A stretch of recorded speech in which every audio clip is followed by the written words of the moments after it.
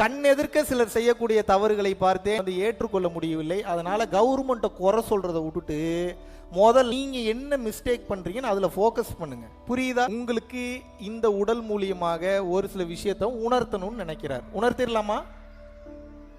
கொஞ்சம் துப்புவேன், தொடச்சுக்கணும் அப்பப்போ, அப்பதான் வலிக்கும். இப்ப நான்லாம் என்னை துப்புறதுக்கே ஒரு 4 பேர் வச்சிருக்கேன்.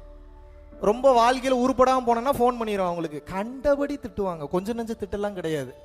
நல்லா உள்வாங்கிட்டு ஒன்றும் சொல்ல மாட்டேன். மொத்த கோவத்தையும் ரோசத்தையும் இதில் காட்டுவேன்னா ஒர்க்கில் காட்டுவேன். பால் குடம் தூக்குறீங்க, முருகருக்கு என்ன தூக்குறீங்க? பாராட்டுறேன். பால் குடம் தூக்கிட்டே இருக்கிறக்கா பால் குடம் தூக்குறீங்க? என் முருகர் வெறும் குடத்தை தூக்குனா ஏற்றுக்க மாட்டாரா? இல்லை தண்ணி குடத்தை தூக்குனா ஏற்றுக்க மாட்டாரா? மஞ்சள் தண்ணி தூக்குனா ஏற்றுக்க மாட்டாரா? ஏன் பால் குடம் தூக்குறீங்க? இதே தெருல பால் குடம் தூக்கிட்டு இருக்கீங்க இத்தனை வருஷம்.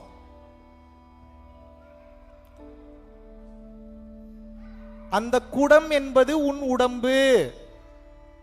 அந்த பாலின் நிறம் என்பது வெள்ளை.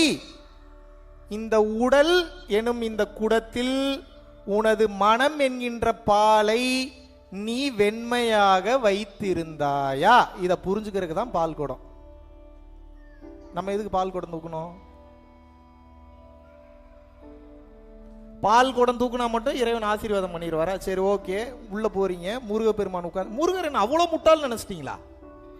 நீங்க ஊருக்கே திருட்டுத்தனம் பண்ணுவீங்க, ஒருத்தனையும் மதிக்க மாட்டீங்க, 10 பைசா அவனுக்கு ஹெல்ப் பண்ண மாட்டீங்க, சோறு போட மாட்டீங்க. முருகப்பெருமானை போய் கும்பிட்டுட்டு பால் குடம் போயிட்டு வந்தா தெரியாதா அவருக்கு? கீழே இறங்கி வரும்போது வெளியில சோறு கேட்கிறவனுக்கு சோறு போட மாட்டீங்க. உங்களுக்கு முருகப்பெருமான் அருள் செய்யணும். காவடி ஏன் தூக்குறோம்? இதே தெரியல இத்தனை வருஷம் காவடி தூக்கிட்டு இருக்கிறோம்.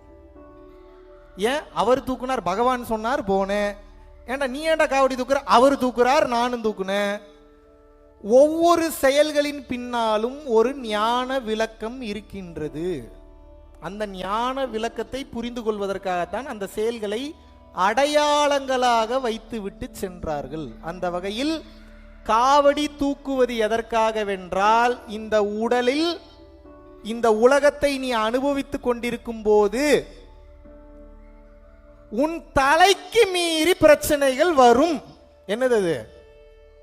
அதான் காவடி.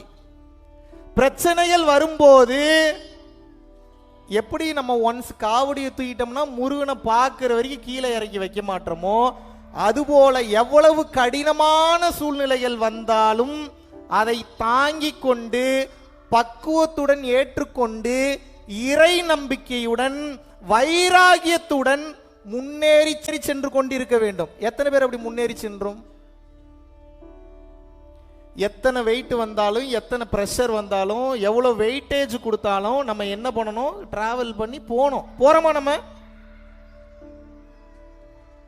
ஏன் அழகு குத்துறோம்? இதே தெரியல இத்தனை வருஷம் அழகு குத்திட்டு இருக்கோம்.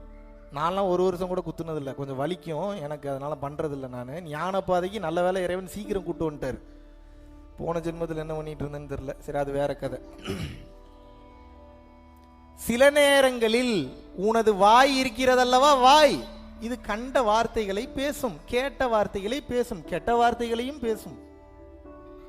பிறர் உன்னை காயப்படுத்தும் போது வேக வேகமாக வார்த்தைகள் வரும். வருதா வரலையா? இப்போ ஒரு அழகு குத்திட்டீங்க, இப்ப கண்டபடி உங்களை ஒருத்தன் திட்டுறான், என்ன பண்ணுவீங்க? அவ்வளவுதான் பண்ண முடியும். அதுக்கு மேல என்ன பண்ண முடியும்? என்ன பண்ண முடியும்? உன் வாழ்வில் பிறர் உன் வார்த்தைகளை பிடுங்க முயற்சி செய்யும் போது அழகு குத்து எப்படி நீ நாவடக்கத்துடன் பேசாமல் அமைதியாக இருக்கின்றாயோ, அதுபோல பிறர் உன்னை காயப்படுத்தும் போதும், அசிங்கப்படுத்தும் போதும், அவமானப்படுத்தும் போதும் அவசியமான இடங்களில் மட்டும் பேசுவதை நீங்கள் தொடர வேண்டும்.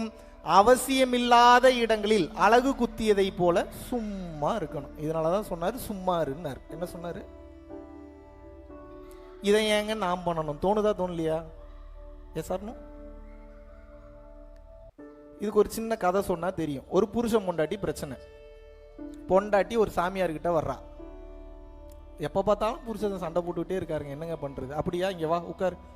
ஒரு கமண்டலத்தில் ஒரு மந்திரிக்கப்பட்ட ஒரு அற்புதமான ஒரு மாய நீர், அதை எடுத்து கொடுத்து எப்பெல்லாம் உன் புருஷன் திட்டுறானோ நீ என்ன பண்ணுவ? இல்லை திருப்பி திட்டிடுறான், அடிப்பாவி இதாண்டி எல்லா பிரச்சனைக்கும். நீ இந்த மருந்தை வாய்க்குள்ளே வச்சுக்கணும், பட் 10 நிமிஷம் இந்த மருந்தை நீ விழுங்கக்கூடாது. இப்படி நீ பண்ணிக்கிட்டே வா, உனக்கு வாழ்க்கையோட தத்துவம் புரியும். அப்படியா, ஓகே, கண்டினியூ பண்ணிக்கிட்டே வர்றா.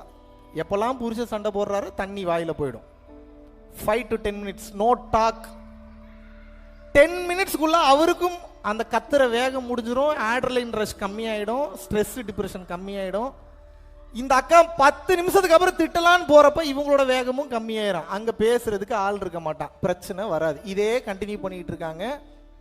பேசும் சண்டை போட்டு பேசும் காரணத்தில் ஒரு நோக்கத்தில் பிறர் உங்களை வம்புக்கு இழுத்தா கூட தேவையான இடத்தில் அமைதி காக்கும் போது பிரச்சனைகளில் இருந்து நீங்கள் விடுபடுகிறீர்கள். Point number 1. பாயிண்ட் நம்பர் 2, அதிகமாக பேசாமல் இருக்கும் போது பேச்சிற்காக பயன்படுத்தக்கூடிய மொத்த ஆற்றலும் உள்ளுக்குள் இருக்கக்கூடிய வாசியை சீக்கிரம் ஆக்டிவேட் பண்ணும். இதனால் தான் சொன்னார்கள், பேச்சை குறை மூச்சை கவனி.